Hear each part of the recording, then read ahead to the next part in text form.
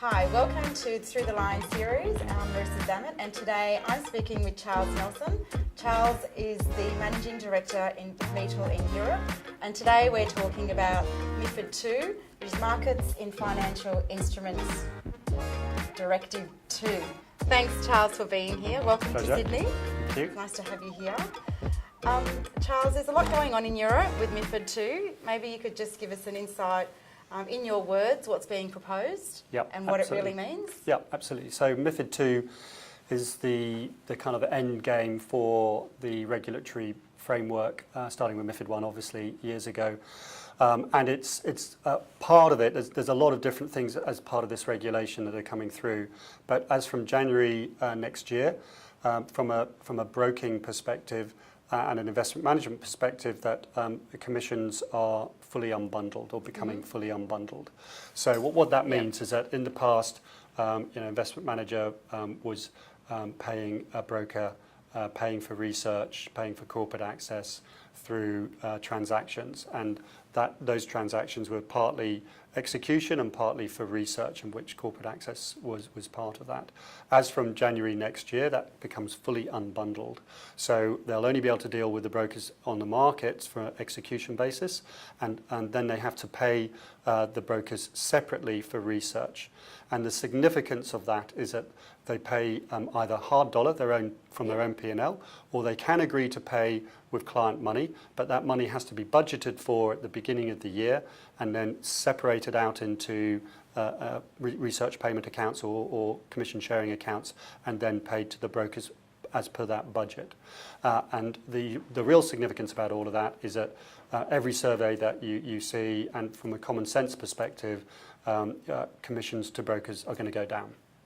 So effectively, that's what's happening, and it throws up a lot of questions where not everyone's, no one is absolutely sure about what the impact is going to be, but it's going to be significant, put it that way. And it'll not only be in Europe and the US, it'll also hit our shores. It's going to hit every shore because when you think about global fund managers, as an example, managing part of their money for European clients, those European clients' monies are being regulated under the Mifid 2 banner. So those global fund managers have to adhere to Mifid 2 for those monies. And so the question is, how are they going to do that? Do they segregate those monies, or do they just adhere to Mifid 2 with all of their client money? So there's a lot of questions about how that's going to work, and I suspect that some firms will do it differently to others. But I think most industry observers would agree that Mifid 2's significance in Europe is going to spread way beyond Europe, and it will affect the US and globally places like Australia as well. It's going to have an impact everywhere. Definitely. So this is going to obviously create some change for investor relations practitioners. What is it going to do to the investor relations function? Yeah, it's about how to access investment capital. So when as I said before, the broker channel is becoming challenged. There's a challenge there from the Mifid 2 regulation. And it'll impact some brokers differently to others. So you can imagine that large investment banks will absorb a fair bit of the cost and the regulatory burden because they have other services that they can provide to both corporates and to investment managers. And you can also see that smaller boutique type brokers who have specialists in certain areas and will still get paid for their research in the areas that they're good at, will also have good relationships with the companies that they are researching, and will have access to the investment capital because the investment managers will still want to talk to them for their expertise. There's a whole group of brokers in the middle who are going to get challenged from this. So the impact from the investor relations side, of course, is how do they know where to go to get that access to investment managers. And that's why a lot of investor relations officers are now beginning to look at platforms like our own at Meetyl as alternatives to the broker channel for access to investors. Yeah. So with all the regulation changes, what benefits can you see? Well, I guess the benefits are that using or not using the broker channel, or using rather, because the broker channel is still going to survive, obviously, but it's going to change. But developing kind of stronger direct relationships with investors. I think that's one of the opportunities you could see from Mifid 2. It should be more efficient for companies because they will know which research teams are ranked higher than others by the investment managers, purely from the fact that those investment managers are paying those research teams, and then maybe use those brokers which are getting highly ranked or surviving in those sectors. It will allow them to use other means for investor access. Doesn't have to be platforms, could be investor relations agencies, other third parties, where they'll get hopefully a better idea of where the investment capital is. I mean, just one example which I always think is interesting is that there are a lot of asset owners globally who don't really pay much commission. They're not particularly broker friendly because they're not paying commission, and they don't see a lot of companies, but they are ideal investors. And there's a good example here in Australia where a lot of the super funds are becoming more direct in terms of their investments, and those are the kind of opportunities that investor relations officers have in terms of finding kind of good pockets of capital which will create long-term shareholders. That's good. That's good for them. And the impact on the global investment community? Yeah, so I think a little bit like what's happening in the broker channel is having a profound impact for the investment managers. So as I mentioned, with unbundling of research, there's going to be different ways of paying for research, whether it's by their own P&L.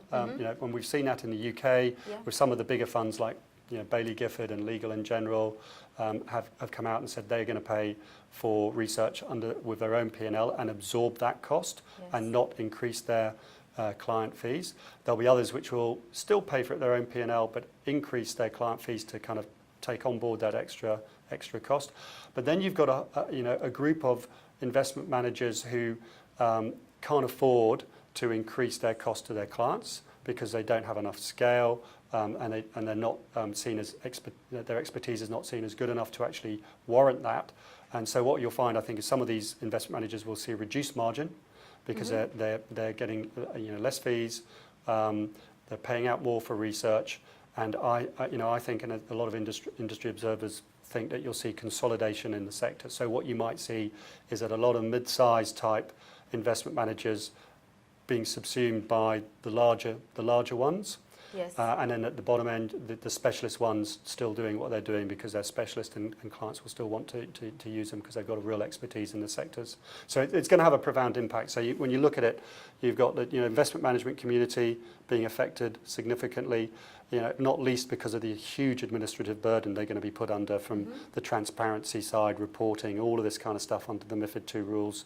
And then you've got the broker side, which is going to be severely revenue constrained, and how do they react to that? So somehow the investor relations officers have to kind of work their way through that to find out how they can actually access those that investment capital in the right way. Okay.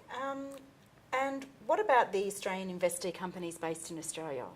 For companies based in Australia, so I think the changes in the short term between obviously the companies here and investors here, you're not going to see much, because obviously Mifid 2 hasn't really impacted here. It might do over time, as we mentioned, but in the short term there's no change, and pretty much all the companies here know all the investors, so not really much change.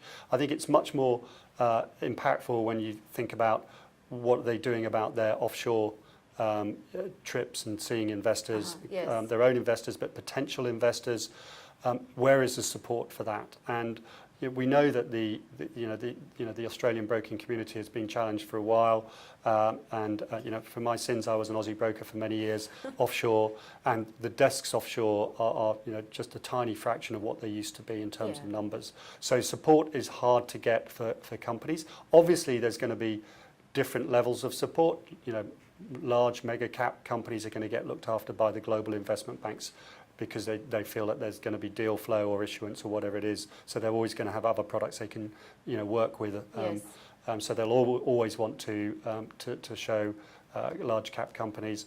I think there's a kind of group of companies from kind of smaller the smaller end of the large cap into that mid cap area, and obviously the small caps as well, which are going to find it and are probably finding it difficult already getting good access to investors. So there is going to be a significant impact, and that is only going to be exacerbated, I guess, with Mifid 2 coming through. Sure. So we've talked about investor relations people already, but suspect they may not be ready for Mifid 2. So what can they do? Yeah. Sounds like they need to be a bit more proactive. Well, I think there's a lot who are being proactive, and on our platform we've already got something like 70 live users of Meetyl from the Australian corporate arena. So I think a lot of investor relations teams are looking at alternatives to the broker channel. They want to make sure that they get the access that they want, and I think they're experimenting, whether it's fixing roadshows up directly, using the broker channel, using platforms like ours, using aggregator tools, consultancies, investor relations. There's a myriad of things. It's not. I'm not saying it's going to be easy, and it probably makes it more complex to do it that way. But there's lots of ways I think that the investor relations teams can kind of work out how it's best to go forward. So I think now is the time to do it. We've only got 7 or 8 months before Mifid 2 comes in, and it's not. We're not talking about a cliff edge here where all of a sudden it changes overnight, but it's going to change fairly rapidly, I think. Yes. And so to ensure, from a corporate access perspective, that they're getting the coverage that they need, they need to be looking at these things now. So that brings me to our next question about your platform. Do you want us to show us a little bit about it? Yeah. Or? So we're a corporate access platform, been in existence for the last 5 years. We're owned by a proxy advisory group, Glass Lewis, which most people will know, and we're set up as an engagement platform and directly to offer direct engagements between investors and companies. Okay. So there's no other third parties on the platform. And the idea is that it should be very easy to set up engagements, whether that's one-off meetings, phone calls, one-on-one roadshows, group meetings, analyst days, that type of thing. So we set up 5 years ago to kind of put a technology around the physical process that the brokers were going through. And as you can imagine, a lot of people like myself in Meetyl come from the sell side as well as from the buy side, and that's how it was set up. So the way that it works is that we have some investor targeting tools where the corporate can look at choosing jurisdictions where they want to visit investors. They can see from public data a lot of detail about those investors all the way down to the individual user. They can target those investors and then use our planning tool to set up a roadshow. That's the kind of basic premise. And it's instant then? Yeah, well, it's kind of instant. So once they send out the invitations and they get a response, then it's locked in, and you haven't had to wait back from somebody ringing or sending emails or whatever it is. You're pretty much instantaneously there. And we, as a firm, we support the process. So all the way through the process of setting up a roadshow, we will be there supporting and making sure that they're targeting the right investors, and then we contact the investors if they haven't responded, that kind of thing. But the main premise is it's a technology which over time, once you get enough users onto the platform, is self-propagating. It doesn't require really much support. So currently we've got something like 850 odd listed companies on the platform and about 1,200 investment users. Globally. Globally. That's great. So from the company side, around about 50% of those are US based, and then a chunk of European, and in fact we've got 60 or 70, as I mentioned earlier, Australian companies on the platform as well. In terms of market caps, it varies from 50% on mid cap, large cap, and then 50% are small cap with a few micro caps in there. So it kind of it's a feature for all companies really. Yes. We're kind of sector agnostic. Okay. The way that it's set up, it's a freemium model. So think of it a little bit like LinkedIn. Freemium. It's a great word. it's a classic freemium model where it's basic. To get onto the platform. For both corporates and investors, it's free at the basic level. And that still gives a lot of functionality for both sides. So for a corporate, they can still set up a full roadshow under their own steam. They can target for investors, and they can see ownership data. For the investor, they can receive and accept invitations. They can see things like conference data around the world. They can actually set up their own meetings with companies or phone calls or whatever they want to do. So it's still kind of rich. There's rich kind of content there for both sides at the basic level, which is free. Then we have premium functions. Okay. For the corporate, it's more about targeting. There's more kind of sophisticated targeting.